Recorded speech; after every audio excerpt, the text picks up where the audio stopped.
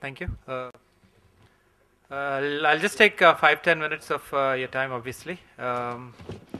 We've heard a lot about various blended tools, techniques, in terms of how you can implement blended learning programs, right? And frankly, I've learned a lot in the last hour. But we as an organization actually have chosen one particular tool, which is a tablet, and tried to see how it can actually be. We were fascinated by it a couple of years back when it was first launched in US iPad. We said, how can I actually take that tool, which seems so simple yet so powerful, and how can we bring it in the classroom? What can it do? What can't it do? What are its challenges? And what are the opportunities? So I want to take like 5 minutes of your time to just share our experiences, what we've done, in terms of how we can actually use tablets in classroom, right? So tablets in classrooms have been talked about for the last 2 years. You've got probably like 1 million kids in US in school using iPads for a variety of applications, right? And some of them have been very successful, some of them moderately successful, and some have actually failed. But everybody, whenever we talk to either educators, parents, students, or administrators, right? They definitely feel there's the intuition that there's something in this particular format or medium which has a potential to really change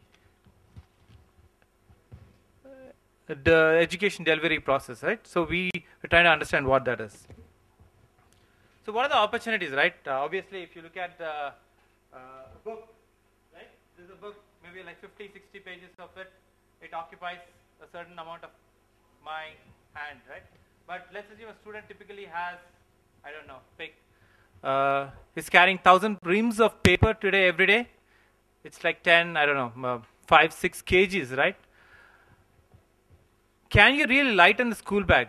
There's a potential to actually now, instead of the 5 textbooks, I actually have 50 textbooks at zero incremental weight. Can you reduce the school bag? There's an opportunity for the tablet to do so, right?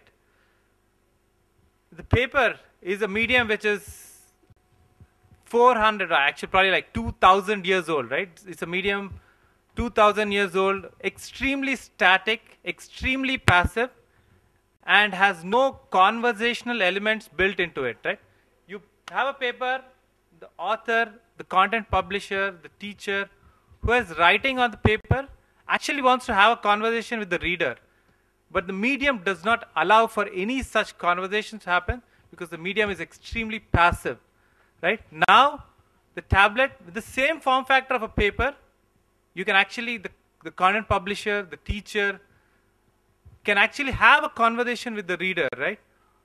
Have you understood this? Can you do this? Can you try this? Can you not try this, right? So there's an opportunity to actually deliver superior and enriching learning material through this piece of glass. Right? Now, if you've got a traditional classroom environment, the teacher is sitting, you've got 45 minutes of your time, right? The teacher has a conversation with the student. She teaches whatever she has to teach. She sits down next to the student and tries to explain. But then you've got only 45 minutes of her time. And then the teacher has to go to the next class because she's got some other assignment. The student moves on to a different class to study something else. And just because the class is 45 minutes and the 46 minute, the connection is artificially broken because today's the offline paradigm forces such restrictions. But what if actually the conversation with the teacher and between the teacher and student was taken to a digital world as well, where beyond the classrooms, either at home or at elsewhere, the teacher and student are connected digitally. The conversation can continue, and hence the teacher and student can actually be closer, yet physically being apart. Right? There is an opportunity there, which a tablet can do. But obviously, with every technology tool, there are always pros and cons. It's a double-edged sword. Right? One of the big challenges which we encountered and we've learned is distractions. Right? Obviously, being a completely open platform, you've got access to a whole bunch of destinations, I would say, web destinations, which may not be suitable for a particular audience or a particular time of the day, right? It's not like Facebook is necessarily bad, but it's probably not good to have it during the classroom, or it's probably good only to have 15 minutes a day, right? So how do you manage the distractions yet use the tool, right? You've got games.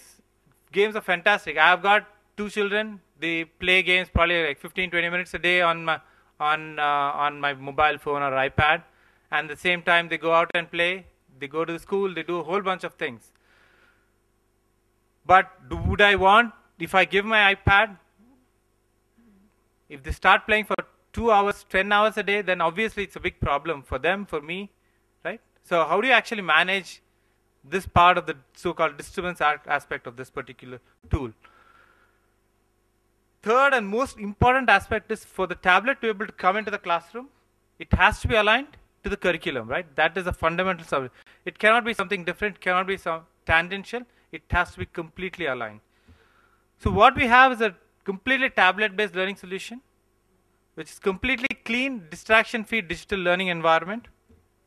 We've implemented across a bunch of schools. These guys have been our partners to actually bring this concept to the market, right? Has a bunch of use cases, but the most important use case is enriched learning materials, interactive textbooks. Second, easy assessment. This is one of the key things we've understood is assessment cycle today is 2 weeks long, but teachers wanted 1 day, 1 hour, so that they can continue to remediate, assess and remediate much faster. How do you make that happen? This tool has the potential to make that assessment cycle much faster, much more smarter. And obviously it has an opportunity to lighten the school bag. So we want to also, there's a huge amount of content out there from variety of publishers, from best of the world. How do you make it accessible to students at his fingertips? There's a potential there, and we've actually been able to get visibility into some of that. And that's it, my story.